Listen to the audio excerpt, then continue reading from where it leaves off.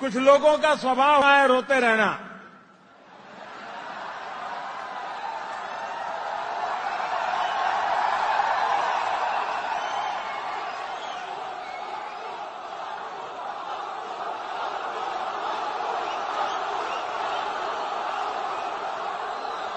न मेरा रोने में विश्वास है न रुलाने में विश्वास। कुछ लोगों का स्वभाव है रोते रहना।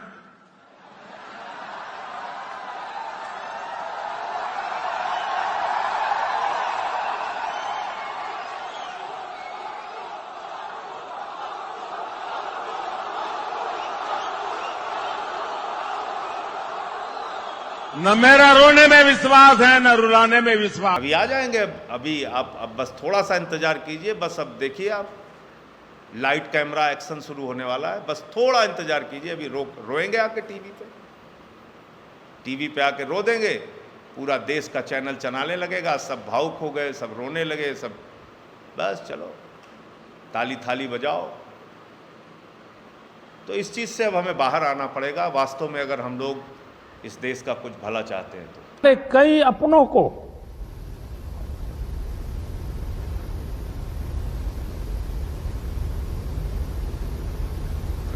हमसे छीना है।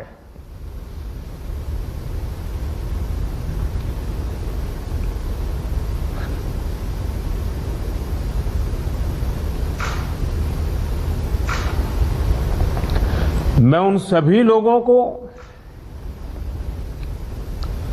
अपनी विनम्र श्रद्धांजलि देता हूं और उनके परिजनों के प्रति सांत्वना व्यक्त करता हूं।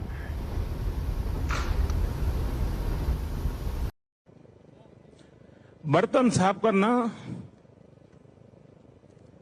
पानी भरना,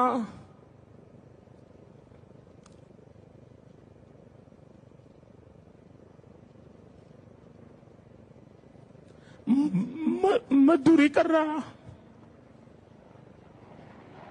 रात भर वो जागते रहे।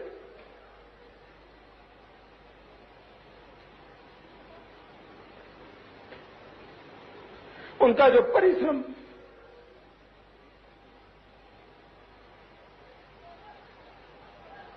उन साथियों को मैं प्रणाम करता हूं। नमस्कार, मैं शीतल पी सिंह, सत्यहिंदी.com पर आपका स्वागत है। पिछले पूरे सप्ताह देश में बहुत सारी जो रेगुलर कोरोना पर रिपोर्ट्स हैं, जो उसकी महामारी की त्रासदी है, जो विभत्सतम है, हम लोगों ने पढ़ा था, लेकिन अपने जीवन में उसको हम देख रहे हैं। 100 साल पहले इस तरह की घटनाएं घटी थी, उसके पहले शायद 100 साल पहले भी यही सब हुआ था। लेकिन अपने जीवन में हम ये सब देखेंगे कि नदियों के किनारे, खासकर जो हमारी सबसे बड़ी नदी है गंगा नदी के किनारे, लाशों से पट जाएंगे। गरीबी वहाँ बेबसी में दम तोड़ेगी और बालू में दफन हो जाएगी, नदियों में बहेगी और उसका कोई मतलब उसका नाम लेवा भी नहीं होगा। ये सब हम अपनी आंखों से देखेंगे और सरकारें हाथ खड़ी कर लेंगी और इसके पहले सरकारें गैर जिम्मेदारी का परिचय देंगी और इस महामारी को निमंत्रण देंगी। ये सब हम देखेंगे। ऐसा पहले तो नहीं सोचा था, लेकिन अब सामने घट रहा है हमारे पास, इससे भागने का कोई रास्ता नहीं।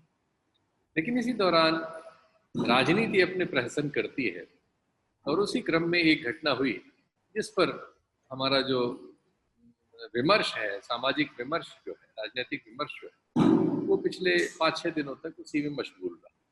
हुआ यूं कि अपनी कॉन्स्टिट्यूएंसी के डॉक्टर्स वगैरह और अन्य स्वास्थ्य कर्मियों के बीच बोलते हुए प्रधानमंत्री जी एकाएक उनका गला रुंध गया और लगा कि बस रो देंगे। कैमरे ने बहुत कोशिश की कि उनके आंसू को कैप्चर कर ले, लेकिन ठीक उससे पहले तक की सारी घटना उसने कैप्चर की, लेकिन जो मीडिया है हमारा उसके लिए इतना काफ़ी था और वो बह निकला और उसने सारा वृत्तांत उस पर केंद्रित कर दिया।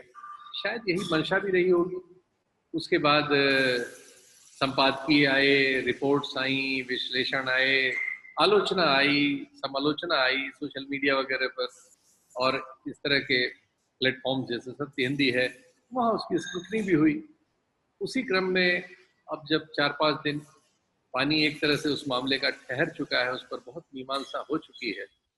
तो हमने सोचा कि राजू शर्मा जी को तंग करें और उनसे पूछें कि ये जो रोने की साइकोलॉजी है वो क्या है, राजनीति में रोने धोने का दुनिया में क्या अतीत है, क्या समकालीन क्या है, और हमारे अपने देश में इससे क्या क्या होता हो सकता हो रहा है। थोड़े बहुत मैं भी उसमें इनपुट डालूंगा इधर उधर से जो मैंने पढ़े हैं।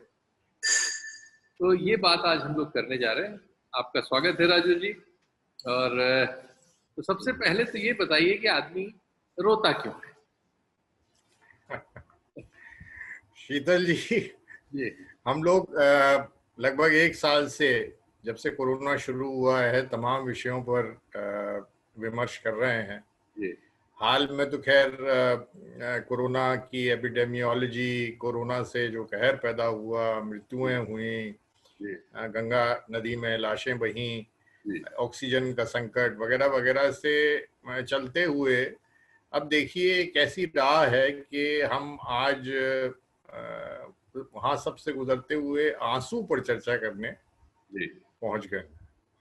ये प्रतीक के रूप में बहुत ही दिलचस्प और बहुत ही संकेत गहरे देता है जी कि वैसे तो कहा जाता है कि कृष्ण जी अपना मुंह खोले तो संसार उसके भीतर आप देख सकते हो, या एक कहावत है कि एक छोटी सी बूंद में पूरी दुनिया का दर्शन दिखाई दे सकता है।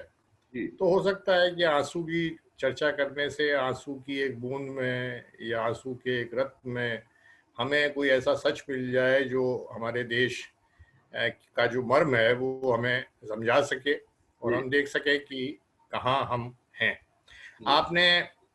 आप चाहते हैं कि थोड़ी बात, आंसू तो सब जानते हैं, बच्चे से लेके बूढ़ा जानता है, सभी को रुलाई का अनुभव है, दूसरों को देखने का या खुद भी रोते हुए ही पैदा होता है वगैरह। तो पहली चीज तो हम ये स्पष्ट कर दें, इसको थोड़ा सा तरतीबवार लेते हैं कि 3 प्रकार के आंसू हैं। पहला तो आंसू है जिसके कारण या वजह जो है वो नितांत भौतिक फिजिकल होती हैं। उसमें 2 तरह के होते हैं। एक तो बेसल जिसे बोलते हैं, जो आंख साफ करने की एक, आंख में अगर कोई चीज अंदर चली गई या वो साफ नहीं है तो जो टीयर डक्ट्स होते हैं जी वो उनसे पानी बहता है और उससे आंख अगर सूखी है तो वो नम हो जाती है और चीजें साफ हो जाती है। ठीक दूसरा एक रिफ्लेक्स भी होता है कि अगर कोई बाहरी चीज आंख को संकट दे रही है या उसके लिए मुश्किल पैदा कर रही है तो आंसू निकलते हैं। उसका सबसे बड़ा उदाहरण जो सभी जानते हैं वो प्याज काटते हुए जब आंसू आपके निकलते हैं। जी मिर्चों से भी निकलते हैं आंसू लोगों के। ये 2 तरह के आंसू हुए। और तीसरा आंसू है जो कि भावुक भावना से उत्पन्न आंसू जिसको हम कह सकते हैं। अब इसके बारे में तमाम लेख, तमाम तरह की रिसर्च, तमाम तरह का साहित्य, तमाम तरह की सोच बहुत शुरू से चल रही है। और डार्विन जो महान एवोल्यूशन की जिन्होंने थ्योरी दी थी, फ्रॉइड जैसे महान मनोविज्ञानी, उन लोगों ने भी इसका जिक्र किया। और जो पहली चीज मैंने इस पे नोट्स बनाए तो नोट से आपको मैं तरतीबवार बता रहा हूँ प्लीज कि भावना, आंसू को सीधे किसी एक स्पष्ट भावना से जोड़ना संभव नहीं है। आंसू किसी भी तरह के भाव से पैदा होते हैं और भाव जैसा आप जानते हैं कम से कम 74, 75, 100 किस्म के भाव होते हैं। इमोशन की एक्सेस जो होती है उसमें तमाम तरह के भाव होते हैं, आपस में वो मिले जुले भी होते हैं, उनके आपस में संबंध भी होते हैं। जो आंसू का जो भाव उसकी वजह है या उससे जुड़ा है, उसकी पड़ताल केवल कॉन्टेक्स्ट से होती है कि किस कॉन्टेक्स्ट में वो आंसू निकल रहे हैं, मतलब उस समय क्या परिस्थितियां थी वगैरह। अब जो मुख्य तरह के भावनाएं हैं जिनकी वजह से आंसू निकलते हैं, स्ट्रेस सबसे बड़ा है, तनाव। बहुत तनाव में व्यक्ति जब होता है तो तनाव से मुक्ति पाना या तनाव को ढीला होने के लिए ये आंसू एक बहुत बड़ी ताकत है। उससे एक कैथारसिस टाइप का एक मतलब बह जाता है वो भाव, तनाव का भाव बह जाता है। गुस्से से आंसू का संबंध है, दुख से संबंध है। आप किसी मृतक या अपने इष्टजन की, अपने परिवार के किसी की मृत्यु होती है, किसी के साथ भी दुर्घटना होती है या कुछ खराब होता है, तो उससे जो एक मोर्निंग करते हैं आप, विलाप करते हैं, उससे आंसू का संबंध है। एक आपको फिजिकल पेन, आपको दर्द अगर है, भयानक दर्द है, आपके दांत में दर्द है, आपके कान में दर्द है, तो आंसू आ जाते हैं उसमें, इतना भयानक दर्द होता है। और देखा ये भी गया है कि बेहद खुशी के मौके पे आप जोर जोर से हंस रहे हैं, आपने कोई मजाक सुना है, या आप देश की क्रिकेट टीम खेल रही है, वो जीत गई है, झंडा फहर रहा है या राष्ट्रगान हो रहा है, तो आप भावुक होकर आंसू आपके गिरने लगते हैं। लेकिन इसमें भी एक मजे की चीज ये है कि जो मनोवैज्ञानिकों ने अध्ययन किया, तो उनमें से कुछ का मानना है कि ये टीयर्स ऑफ, मतलब ये खुशी के आंसू कहना सरलीकरण है। ये असल में एक आंसू ये भी है कि ये देखो, ऐसे मौके, ऐसे खुशी का मौका, मजाक का मौका, या देश की क्रिकेट की टीम के जीतने का मौका, राष्ट्रगान का मौका, जीवन की एक जो के जीवन क्षण भंगुर है। कोई भी चीज परमानेंट नहीं है, आज है कल नहीं है, वो वाली भावना भी वहां आके मिल जाती है। तो वो मिले जुले किस्म के, वहां पे ऊपर से आनंद वजह प्रतीत होती है, लेकिन आनंद के साथ मिश्रित ये रहता है कि देखो, ऐसा समय भी क्षणिक होता है, कभी आता है। ये तो और वर्गीकरण हो गया मेरा ख्याल है, आंसू का आपने वर्गीकरण। हाँ, इसके अलावा कुछ और है? हाँ नहीं, और आंसू, ये जो भावना वाला आंसू है, उसका एक पर्पस ये है कि वो इमोशन जो अस्थिर हो गया है, जो अपने लीक से, पटरी से निकल गया है, वो उसको स्टेबलाइज करने के लिए, उसको वापस लाने के लिए एक स्टेबिलिटी, स्थिरता कायम करने का एक जरिया है। तो ये आपकी भावना और आंसू के बीच में रिश्ते, उसका साइकोलॉजिकल मनोवैज्ञानिक बेसिस क्या है, उसको बताता है। इसमें और भी चीजें मैं आपको बता सकता हूँ, लेकिन मेरे ख्याल से आप उतने विस्तार में नहीं जाना चाहेंगे। आपको करना चाहता हूँ एक जगह, साहित्य में भी आंसू और आदमी के विलाप का बहुत संदर्भ है, बहुत इस्तेमाल हुआ है, बहुत सारी तो शायरी वगैरह है, इस पर कविताएं हैं। आपने भी अभी एक मुझे भेजी थी एक विशेष कविता, तो वो संदर्भित थी। और आंसू शेक्सपियर ने भी अपने नाटकों वगैरह में उस स्थिति का उपयोग किया है। हिंदी में हम लोग उसे घड़ियाल के आंसू कहते हैं, और अंग्रेजी में भी वो क्रोकोडाइल टीयर्स है। मतलब वो फ्रेज जो था यूनिवर्सल है। वो आपके माध्यम से आपके श्रोताओं को ये जानकारी होनी चाहिए कि 400-500 सालों से ये जो घड़ियाल के आंसू है या मगरमच्छ के आंसू है, ये ऐसा नहीं कि केवल भारत में या इंग्लैंड में, ये पूरे दुनिया में ये एक कॉन्सेप्ट के रूप में, किंवदंतियों के रूप में, लोक कथाओं के रूप में, मुहावरे के रूप में फैला हुआ है। और उसके बकायदा पूरी कहानी उससे जुड़ी है। और बेचारा उसमें घड़ियाल या मगरमच्छ फंस गया। लेकिन होता ये है कि कुछ फिजिकल कारण हैं जिस वजह से जब मगरमच्छ खा रहा होता है अपना भी आंख साफ करने के लिए, वही जैसे हमारे यहाँ होता है, उससे थोड़ा बड़ा सा है। नहीं शीतल जी, जब वो अपना आहार खा रहा होता है, अपनी जबड़ों में दबाकर, जी, तो उसके हवा निकलती है उससे, लेकिन उसको जो भाव दिया गया लोक मुहावरे में, वो ये दिया गया कि वो पहले तो रोता है शिकार को उल्लू बनाकर आकर्षित करने के लिए, और उसके बाद जब खा रहा होता है तो रोता है उसकी सहानुभूति पाने, खुशी क्या मुहावरा नहीं उसकी सहानुभूति, शिकार की सहानुभूति प्राप्त करने के लिए कि देखो मुझे आपको खाना पड़ रहा है। तो दो मतलब डबल टाइप का वो एक तरह से घड़ियाली काम करता। अच्छा, इसका पूरा वृतांत हमारे दर्शकों के लिए बता दिया, बहुत सुंदर। अब हम आते हैं मुद्दे पर जिसकी वजह से कार्यक्रम हुआ है। तो हम ये पाते हैं अतीत में कि वो जमाने में जब ब्रिटेन में राजशाही का अंत हुआ था, और पहले राजा का सर काटने का जिसने फरमान दिया था, उसके बारे में भी वही क्रोकोडाइल टीयर्स वाली बात आई थी कि वो जब उसकी घोषणा कर रहा था तो उसके भी आंसू निकल आए थे। और वहां से राजनीति में इसके प्रवेश की बात शुरू हुई है। फिर बहुत से दृष्टांत हैं, कुछ आपने ही भेजे थे, मैंने पढ़े उड़े, और हमारे यहाँ भी जो अभी इस पर खबरें आई, जो एडिटोरियल वगैरह लिखे गए, जो एडिटोरियल पेज के लिख थे, उसमें इनका उल्लेख है। चर्चिल के आंसुओं का बड़ा जिक्र है, हिटलर के आंसुओं का भी जिक्र है, और लेकिन बहुत कंटेम्प्रेरी जमाने में आ जाए तो क्लिंटन की बात की जाती है कि वो भी मीटिंग क्लिंटन कई बार, हाँ, चुनाव में भी उनके और उनके प्रतिद्वंदी दोनों के बारे में कहा जाता था कि ये लोग आंसुओं का बहुत प्रयोग कर रहे हैं और लोगों को भावुक करते हैं।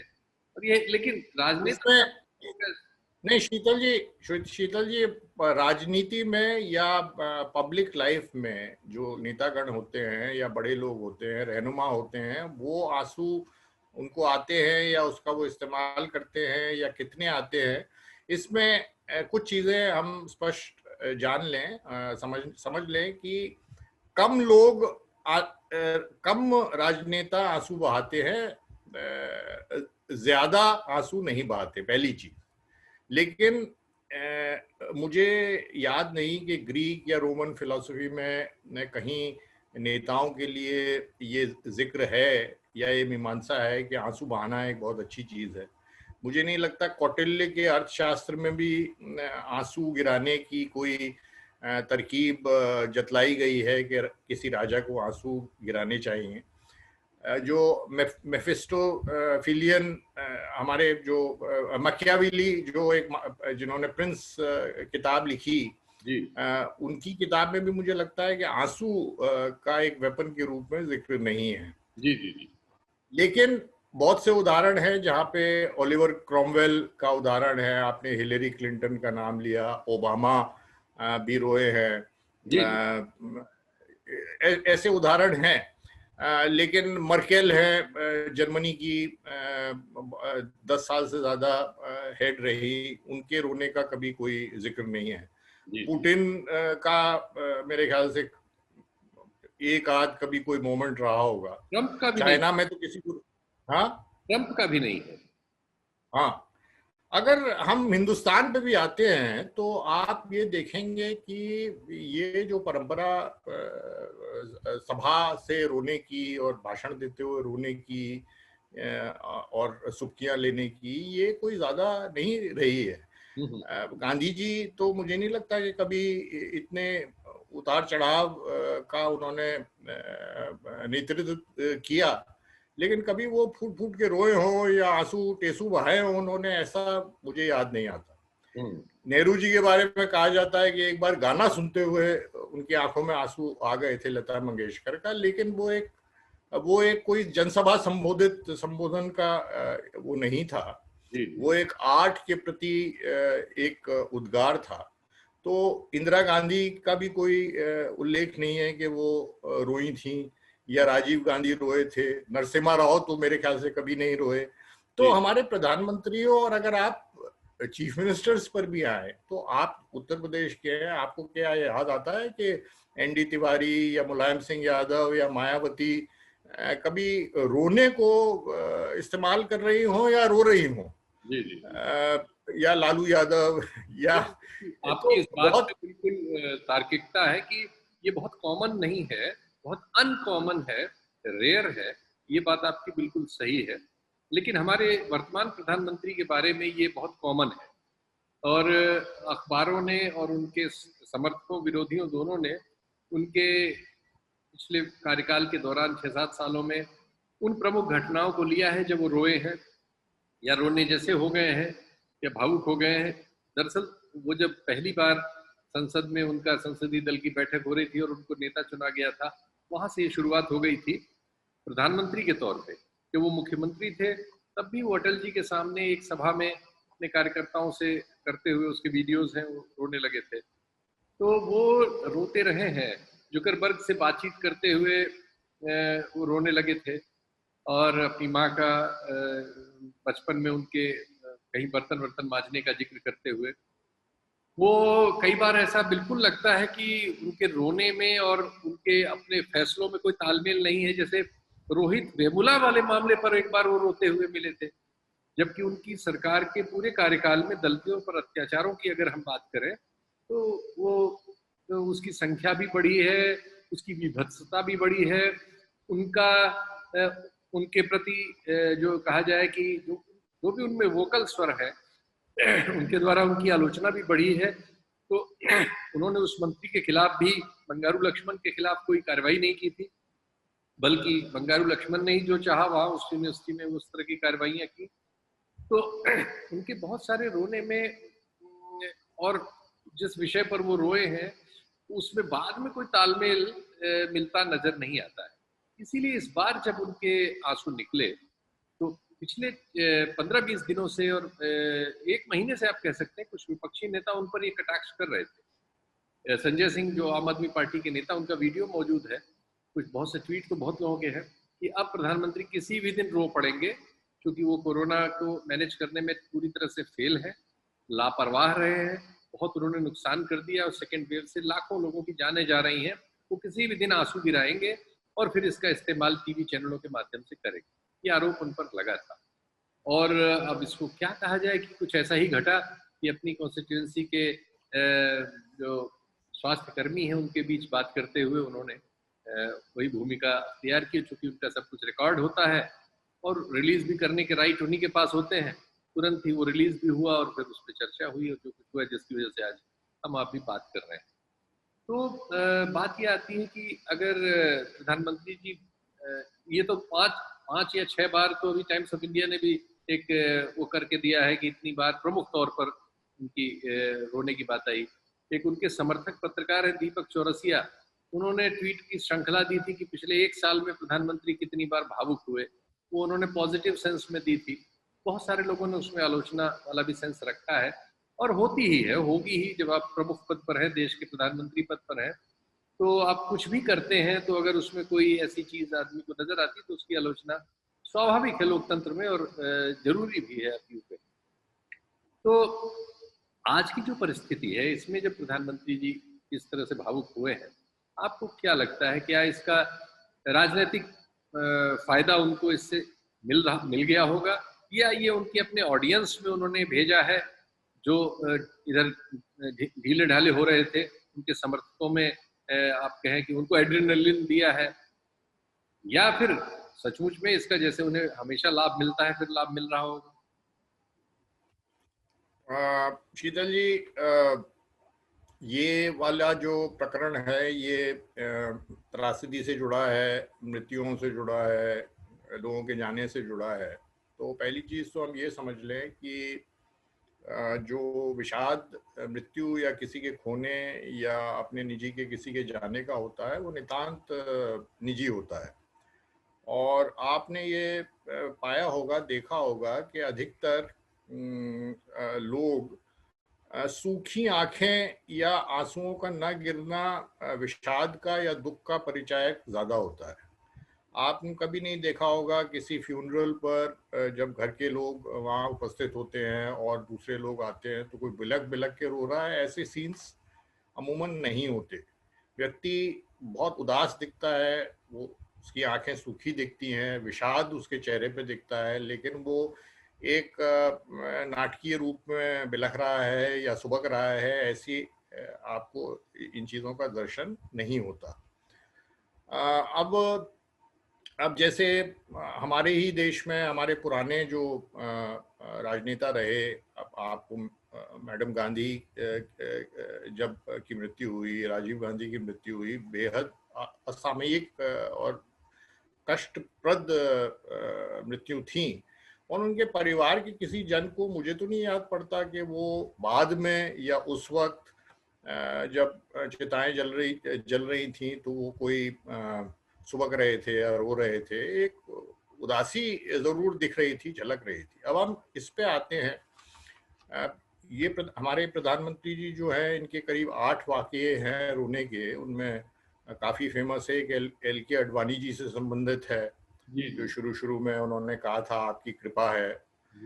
फिर एक हाल में जो 2 हुए हैं, इस वाले वाराणसी के स्वास्थ्य कर्मियों वाले से पहले गुलाम नबी आजाद का था।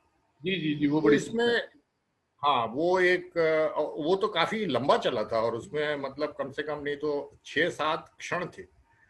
तो 2-3 चीजें प्रबुद्ध लोग, जो विज्ञानी लोग हैं, वो कहते हैं कि एक तो ये होता है कि व्यक्ति स्ट्रेस, जैसे मैंने आपको कहा था, तनाव को रिलीज करता है और अवरुद्ध हो जाता है। जैसे मुझे लगता है एक मीमांसा ये हो सकती है कि आडवाणी जी के साथ एक संघर्ष मोदी जी का बहुत लंबे समय चला था कि कौन प्रधानमंत्री पद का दावेदार होगा। आपको याद होगा कि 1-1.5 साल या कम से कम 6 महीने बहुत ही कठिन परिस्थितियां रही थी और तनाव काफी रहा होगा। तो जब विजय हो गई, जीते मोदी जी, जो उन्होंने चाहा था वो पाया, तो उसके बाद जब प्रतिद्वंद्वी या जिससे संघर्ष हुआ था वो सामने है, तो एक स्ट्रेस, इतना तनाव अंदर हो गया था कि वो जब रिलीज होता है तो अवरुद्ध, विजयी व्यक्ति भी अवरुद्ध सा हो जाता है। तो इस तरह की मीमांसा वो आडवाणी प्रकरण को दी जा सकती है। उसी तरह से अब जैसे आजाद साहब के परिप्रेक्ष्य में रोना, उससे पहले कश्मीर में इतने त्रासद चीजें हुई, बंदी वहाँ जो हुई और जो घटनाएं कश्मीर में घटी और कश्मीर वासी इतने व्यथित और विकट स्थितियों से गुजर रहे थे, तब तो कोई इस तरह का प्रकरण नहीं आया। लेकिन आजाद साहब के समय में तो वहाँ पे एक स्ट्रेटेजिक भी था, वो एक तरह से कटाक्ष था, क्योंकि तभी गुलाम नबी जी कांग्रेस से थोड़े दूर होने की स्थिति नजर आ रही थी। और साथ में एक स्ट्रेस भी रिलीज हो रहा था कि देखिए, जो हमारी नीति थी कश्मीर की, उसमें हमने विजय पाई और हम विजेता हुए। तो वो एक रिलीज, एक स्ट्रेस की रिलीज थी। तो अगर इस वाले प्रकरण, अच्छा, दूसरी चीज ये है कि जो रोने का जो मामला होता है, ये 2 तरफा हो सकता है। ये सफल भी हो सकता है, जो कि प्रधानमंत्री जी के साथ कई अवसरों पर सफल ही रहा। डिमोनेटाइजेशन के समय में गोवा के भाषण में उन्होंने बहुत ही भावुक होकर तरह तरह की बातें करते हुए अपना गला भरा था उनका। इस मामले में वो उल्टा पड़ता है या सीधा पड़ता है, ये भविष्य बताएगा। लेकिन यहाँ जो स्थिति थी वो ये थी कि ऑब्वियसली जो स्थितियां बिगड़ी हैं या जिस तरह से उभरी हैं, प्रधानमंत्री जी और सरकार और सत्ता की स्थिति एक ऐसी तो हो गई है कि वो कोने में फंस गया है, कॉर्नर हुआ है। एक जबरदस्त किस्म का आरोप लगातार लगा और इस तरह की तस्वीरें जो आई टेलीविजन पे और अखबारों में रिपोर्ट्स आई, वो इतनी भयावह और त्रासद थी कि कोई भी जो व्यक्ति के बारे में ये है कि सबसे पॉपुलर है और नैरेटिव सेट करता है, कथानक सेट करता है, लोग उसके इशारों पर नाचते हैं, सीधे संवाद है जनता से, और जनता की बिल्कुल उल्टे किस्म की भावनाएं, गुस्सा, क्रोध, सटायर, मजाक, ये सब आ रहा था और वो सूचित जरूर हो रहा था। तो उससे एक तनाव बढ़ने की स्थिति उत्पन्न हो गई थी। एक कॉर्नरिंग की समझ में नहीं आ रहा था कि कहाँ जाएं, कैसे निपटें, संवाद का सूचक क्या हो, का सूत्र क्या हो, क्या चीज बोले क्या ना बोले। तो मुझे लगता है कि वो स्ट्रेस, जो एक तनाव और एक अंधेरा किस्म की स्थिति पैदा हो गई थी, जो अभी भी साफ नहीं हुई है कि सरकार पक्ष का या सत्ता के पक्ष का उत्तरदायित्व के निर्वहन में जवाबदेही स्थापित करने के बारे में क्या विचार है, ये तो अभी साफ नहीं है। किसी भी व्यक्ति को ना तो निकाला गया, ना किसी व्यक्ति की जवाबदेही तय हुई। तो लोग तो पूछ ही रहे हैं और पूछेंगे कि भाई कौन जिम्मेदार था इतनी बड़ी त्रासदी के लिए। तो वो कॉर्नर होने की स्थिति में और एक बहुत ही मुश्किल स्थिति में फंसने में मुझे लगता है कि स्ट्रेस रिलीज हुआ और स्ट्रेस जो तनाव बन गया था वो अवरुद्ध स्थिति कायम करने में कामयाब हुआ। अब उसका असर क्या होता है ये तो भविष्य बताएगा, लेकिन जो प्रारंभिक सूचनाएं हैं वो तो यही कह रही हैं कि कोई असर बहुत अच्छा नहीं हुआ। और आप बता रहे हैं कि राजनेता जैसे आपके लीडर हैं वो तो पहले ही कह चुके थे कि अब रोने का प्रकरण या आने वाला है। तो ये परिप्रेक्ष्य है इसका। लेकिन जैसा मैंने कहा कि ये दोतरफा किस्म की चीज़ है, ये कोई बहुत अच्छा औजार भी नहीं है किसी भी नेता के लिए इस्तेमाल करना, क्योंकि इससे कुछ न सिद्ध होता है और न किसी प्रकरण की या किसी मुसीबत का हल इसके जरिए मिलता है। बहुत बहुत धन्यवाद आपको। एक रोचक बातचीत हो गई, हो सकता है दर्शकों को पसंद आएगी। सत्य हिंदी का ऐप डाउनलोड करें गूगल प्ले स्टोर पर।